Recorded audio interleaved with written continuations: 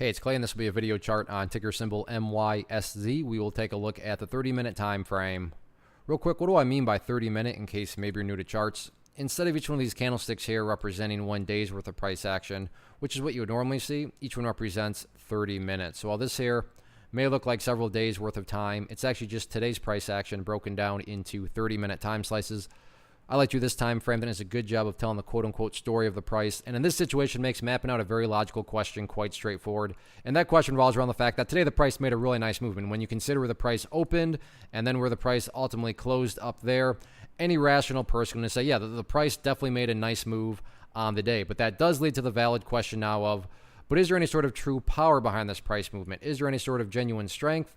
Or is this just some sort of knee-jerk reaction, dead cat bounce type move? I have no idea, but like I said, by using charts, we can make answering that question very straightforward. And in my mind, it all revolves around a single area, and that area is down here at the $1.12 mark. Why is $1.12 so important? Well, hopefully we can all agree on the logic that price movements with genuine strength, with true power, the price is going to progress forward. The price is not going to go back to where it was. I'm assuming you're saying, hey, thanks, Captain Obvious. Of course, if a price movement is truly powerful, it's not going to go back to where it was. That would be a total contradiction. Exactly. So with that in mind, think about $1.12.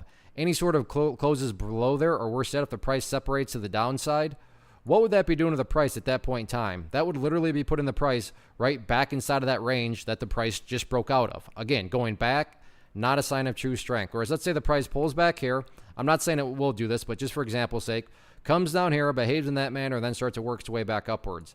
What would you have in this situation? Well, you'd have a set of lows right here. You'd have these lows down here. If you picture each one of those as stair steps, well, hey, now you have stair steps progressing in the upwards direction. And again, that's the name of the game. It's all about making progress. And in this situation, I'm defining and quantifying one more time progress as $1.12. As far as the levels of resistance are concerned, I'm not going to touch on those because in my opinion, top priority by far right now is not necessarily breaking resistance levels. It's all about just going through healthy consolidations and building higher bases, because as long as higher bases are being built over time, everything else takes care of itself, including breaking levels of resistance. So great move today. Now it's just a question of, can the bulls build upon this momentum going forward? We shall see.